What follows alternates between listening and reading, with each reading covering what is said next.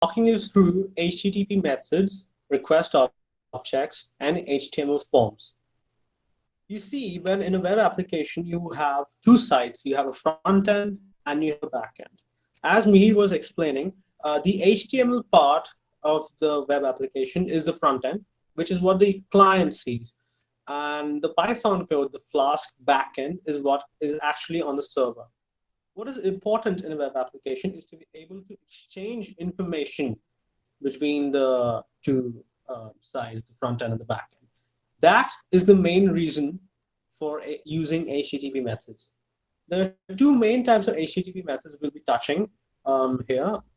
And that is get method and post method. Before anything else, let's get into the code. Can you see my screen right now? Yes. Yeah. I guess you can. Okay. So here I have two of them. This is an app.py. This is a Python file, and I have an index.html, which is an HTML file.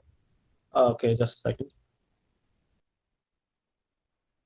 Yeah, this is the HTML file. Okay. Now here you can see this word, which is called form.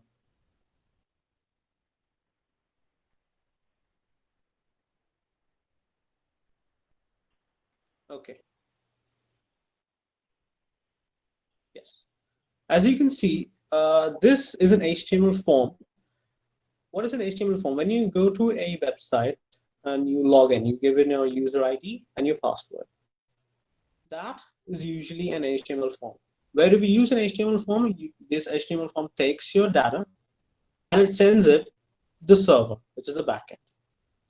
You have three types of inputs in here. One is the name, one is the password, and one is the submit button.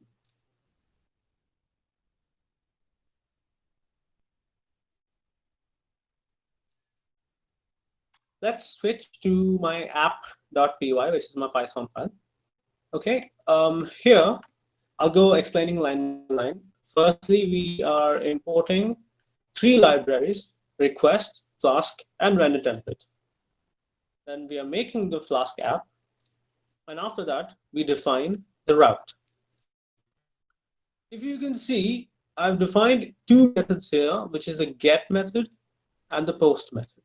These are the two HTTP methods we'll be using right now. So we're inside the function, and the first thing we're greeted with is a request.method, which is equal to post. Now, you already know that post is an HTTP method.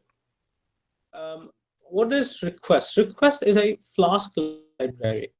Look at it this way. If you have a front end, which sends data to the server, which is the backend, you need some method to be able to catch that data. Request is how Flask handles the data which comes in from the server.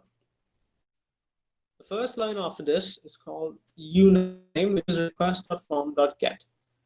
If you remember from my index.html,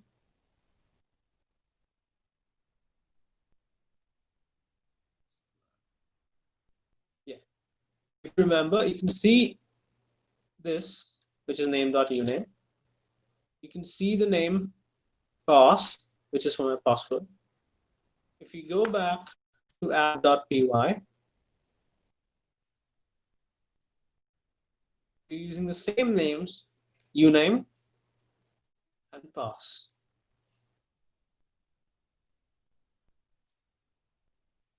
So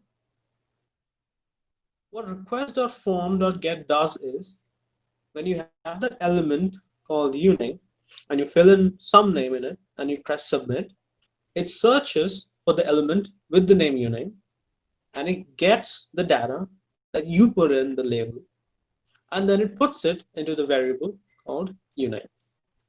It's the same thing for password. Next, we have an if statement, which is saying that if uname equal to synergy and password equal to synergy, it will return a string welcome synergy. And at the end, we have a render template which will render our index.html. Let me show you the output of this.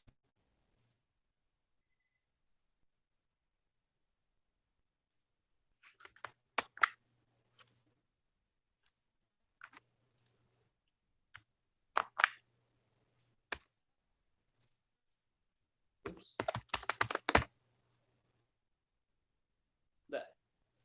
Let's put in a name and a password.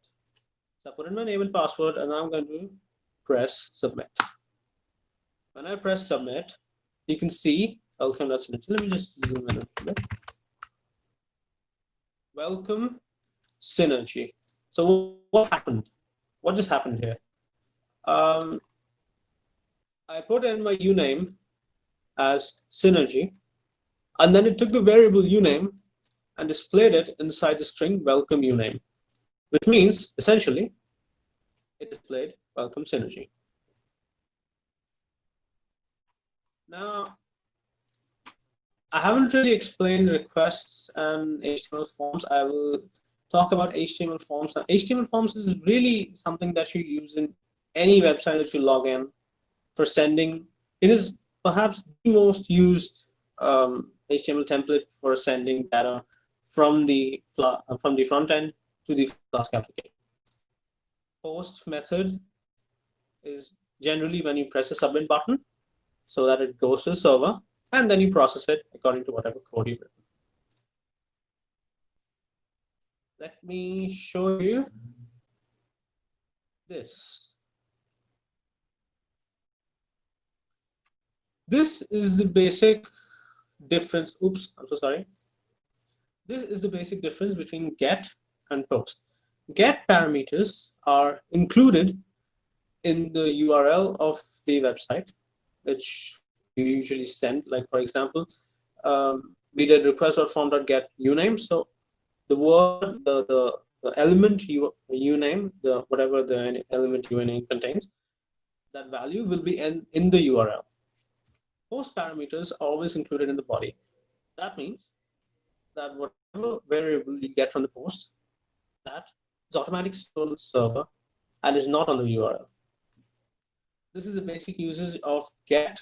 Get is used for simply fetching data from the web page, and post is when you actively send data to the server to change something, maybe something in the database, maybe something in the code. Yes, there is a maximum URL length in some browsers. For example, as you can see, Internet Explorer allows only 2,000 characters. In Post, it's a lot more than 2,000 characters, but yes, there is still a limit.